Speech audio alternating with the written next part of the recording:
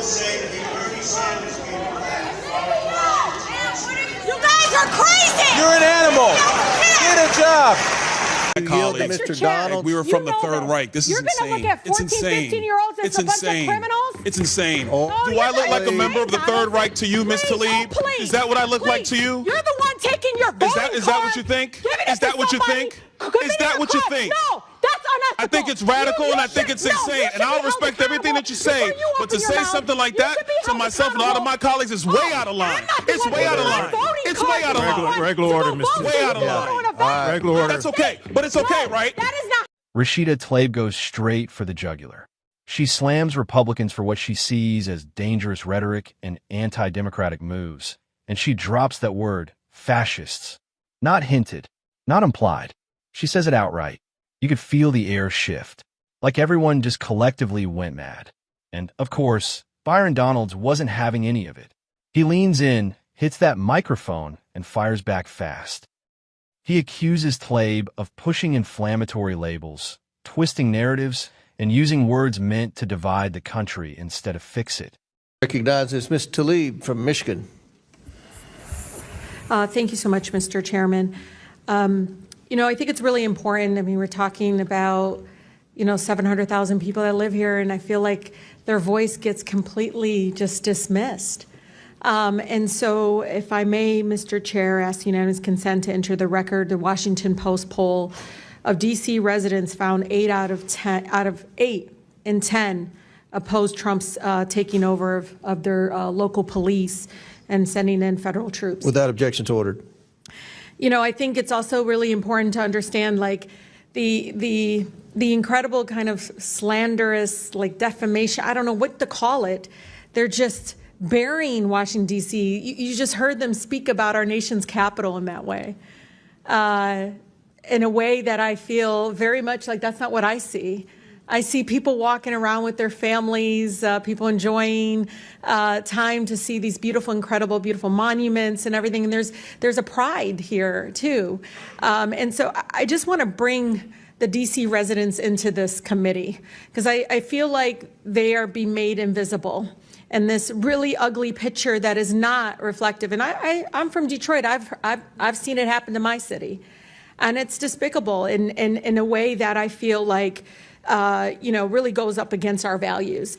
One of the things that I know in every abuse of power that, we let President Trump and the administration get away with in D.C., it will be replicated. It will be expanded across the country, and it is going to tear apart our communities. Mr. Jackson, I talked to you about a little bit about this, but I think it's important to understand that we do have a mental health crisis, that we have a housing crisis, affordability crisis. Can you police any of those away? No. You can't police away homelessness. And the way they talk about our homeless neighbors is so, no wonder there's violence increasing towards homeless neighbors. I see it already, the brutality of it. When we see housing costs go up, when we see, again, the lack or dismissiveness of the mental health crisis that we continue to grow. And it's not just this administration, and the previous administrations as well. No one has moved with the urgency that is needed. Just last week, the committee approved over a dozen bills regarding Washington, D.C. And, I'm just curious. Criminalize children. My colleague from Boston talked about this. It basically interfered with legislation already passed by the local government. Was anyone on this panel consulted? Any of you? Raise your hand if you were consulted on any of these bills. Yeah. We were not. One of the things that, AG, I've been listening to you. One of the bills actually eliminates your position completely. What effect would that have? Completely eliminating your position in regards to be able to do the job that you do to protecting all the families in Washington, D.C.?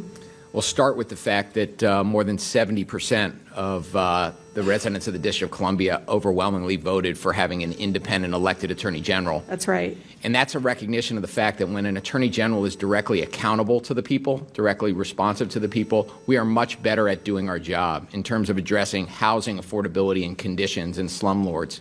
seniors and consumers who are being scammed, addressing the issues that are most important to D.C. residents, because I am accountable to them. I read wage theft is an issue, workplace discrimination. I mean, there's a number of issues that need to be addressed, and they're not going to address that. They want to paint you all as this ugly, dark, all just out in the street. I mean, the way, it's just unbelievable because they all live here. I don't see it.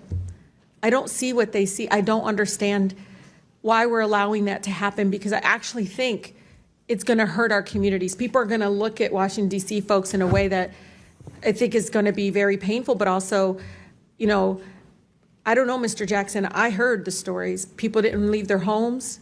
They weren't leaving their homes. Businesses didn't see people coming into, I mean, that's what we want in our nation's capital. Stay in your house. Don't move. Don't go anywhere. Stay fearful. It's unbelievable that my colleagues continue again to eject this narrative and this rhetoric in regards to it. But I think it's important, Mr. Chair, just like in D.C., home rule was one out of Black freedom struggle in the fight for civil rights, we can't be passive right now. So nobody over there should take anything we say like so personally as if we're attacking them. No, we're attacking a process. We're not attacking people here. And I think it's really important. We need to stand up against this fascist takeover. That's not a bad word. It's a fact.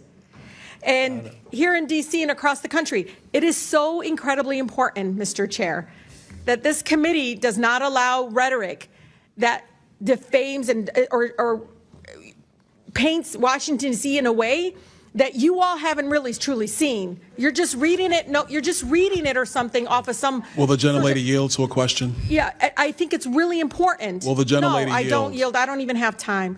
I can tell you. Your time's expired. It is expired, but Mr. Chair, but you all live here, and you're not telling people the beautiful parts that you do see in our nation's capital. And no, it's just wrong how we're doing it. Chairman, I think it's insane that the gentlelady doesn't have an argument, but she's going to refer to me and some of my colleagues. Mr. Donalds, we were from the Third Reich. This is insane. You're going to look at 14, 15-year-olds as a bunch of criminals? It's insane. Do I look like a member of the Third Reich to you, Ms. Tlaib? Is that what I look like to you? You're the one taking your voting card. Is that what you think? Is that what you think? Is that what you think? No, that's unethical. I think it's radical and I think it's insane. And I'll respect everything that you say. But to say something like that to myself and all of my colleagues is way out of line. It's way out of line. It's way out of line. Regular order, Mr. Way out of line. Regular order. That's okay. But it's okay, right? That is not how it It's goes. okay, right? You hold yourself accountable before you talk about Hold Washington, myself D.C. accountable? Mr. Tlaib. Hold your own self accountable. How about that?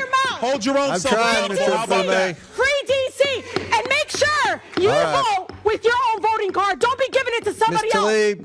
All right, time. Chair recognizes Ms. Boebert from Colorado. Order. Wait a minute, Ms. Boebert. All right. Order. Ms. Boebert. Tlaib doubles down, challenging him point blank, saying the actions speak louder than titles, and if they're supporting policies that suppress voices or undermine democracy, then the label fits. Donalds interrupts. Tlaib pushes back. Donalds fires again. At one point, they're practically talking over each other. The chair is banging the gavel like the world's worst metronome, and the whole hearing just melts into pure political combat. And honestly, this was one of the most electrifying moments on the Hill in a while. Please subscribe to the channel.